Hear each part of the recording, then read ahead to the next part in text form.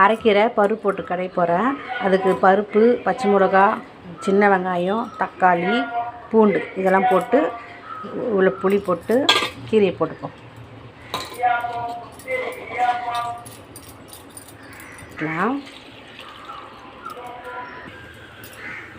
நம்ம தண்ணி ஊற்றியாச்சு. ஊற்றிட்டு பெருங்காயம் போட்டு டம் போட்டுரும். அதை டம் போட்டுரும். 3 விசில் போட்டுப்போம். கீரை 3 விசில் வந்தோடனே இறக்கி வச்சுட்டேன். கீரைக்கு சைடிஷ் வந்து பீன்ஸ் காரம் போட்டு பொரியல் ரெடி பண்ணலாம். பார்க்கலாம். காய்க்கு பூண்டு தட்டி போட்டிருக்கேன்.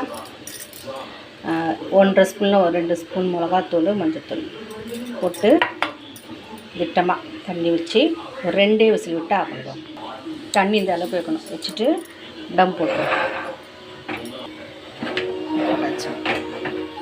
போட்டு ஒரு 3 விசில் போட்டோங்க. பாத்திரத்தில் வேக வைக்கலாம். டக்குன்னு வேலை ஆகணும்னா குக்கரில் போட்டுக்கலாம். கரெக்டு.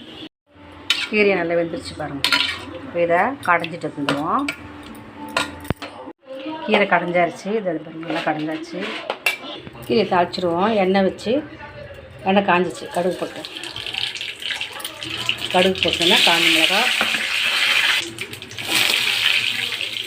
காஞ்ச மிளகா நல்லா வதங்கிடுச்சு. வெங்காயம் பூண்டு தட்டி வச்சுருக்கேன். கருவேப்பிலை நல்லா வெங்காயம் நல்லா வதங்கிடுச்சு. கொட்டிடலாம். வச்சாச்சு. இது நல்லா கலந்து விட்டுருவோம். அவ்வளோதான், கீரை கடையில் ரெடி.